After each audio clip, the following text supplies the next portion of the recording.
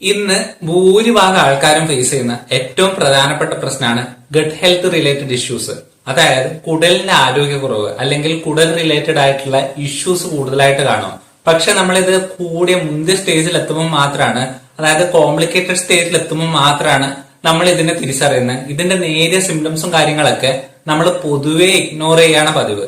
ഇത് എന്തുകൊണ്ടാണെന്ന് വെച്ചാല് നമ്മുടെ ലൈഫ് ഇഷ്യൂസ്, ഒന്നെങ്കിൽ കൂടുതൽ സ്ട്രെസ്സിലെ ആൾക്കാരായിരിക്കാം, അല്ലെങ്കിൽ ഔട്ട്സൈഡ് ഫുഡ്, ജങ്ക് ഫുഡും കാര്യങ്ങളൊക്കെ, അൺഹെൽത്തി ഫുഡൊക്കെ കൂടുതൽ ഇൻടേക്ക് ചെയ്യുന്ന ആളൊക്കെ ആണെങ്കിലൊക്കെ ഇങ്ങനെ ഉണ്ടാവും. പക്ഷെ ഗട്ട് ഹെൽത്ത് പ്രോപ്പർ അല്ലെങ്കിൽ നമുക്ക് അത് റിലേറ്റഡ് ആയിട്ട് പലതരത്തിലുള്ള ഇഷ്യൂസ് ഉണ്ടാകാനുള്ള ചാൻസ് ഭയങ്കര കൂടുതലാണ്. നമ്മുടെ ഗട്ട് ഹെൽത്ത് പ്രോപ്പർ അല്ല എന്ന് കാണിക്കാൻ വേണ്ടിയിട്ട് ശരീരം തന്നെ പലതരത്തിലുള്ള സിംറ്റംസ് നമുക്ക് കാണിച്ചു തരും. പക്ഷെ നമ്മളുടെ അറിവില്ലായ്മ കൊണ്ട് ഇത് പ്രോപ്പറായിട്ട് ട്രീറ്റ് ചെയ്യാതിരിക്കുകയും ഇത് കൂടുതൽ വഷളാവാനുള്ള ചാൻസും ഭയങ്കര കൂടുതലാണ്.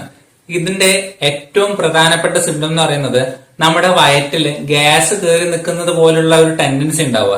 രണ്ടാമതായിട്ട് എപ്പോഴും ഈ ഷുഗർ പ്രൊഡക്റ്റിനോട് അല്ലെങ്കിൽ മധുരമുള്ള ഭക്ഷണങ്ങളോട് നമ്മൾ കൂടുതലായിട്ട് ക്രേവിംഗ് ഉണ്ടാവുക. ഇതെന്താണെന്ന് വെച്ചാല് നമ്മുടെ വയറ്റിലുള്ള ഈ മോശം ബാക്ടീരിയ കൂടുതലാവുന്നത് കൊണ്ടാണ് ഇത്തരം ക്രേവിംഗ് ഉണ്ടാവുന്നത്. കൂടെ തന്നെ മലബന്ധം ഉണ്ടാവുക, കൃത്യമായിട്ട് വയറ്റിൽ നിന്ന് പോകാണ്ടിരിക്കുന്ന ഒരു അവസ്ഥ ഉണ്ടാവുക. ഇത്തരം ലക്ഷണങ്ങളൊക്കെ നിങ്ങൾക്കുണ്ടെങ്കിൽ നിങ്ങൾ ഉടൻ അടുത്തുള്ള ഒരു ഡോക്ടറെ കൺസൾട്ട് ചെയ്യേണ്ടത് വളരെ അത്യാവശ്യമാണ്.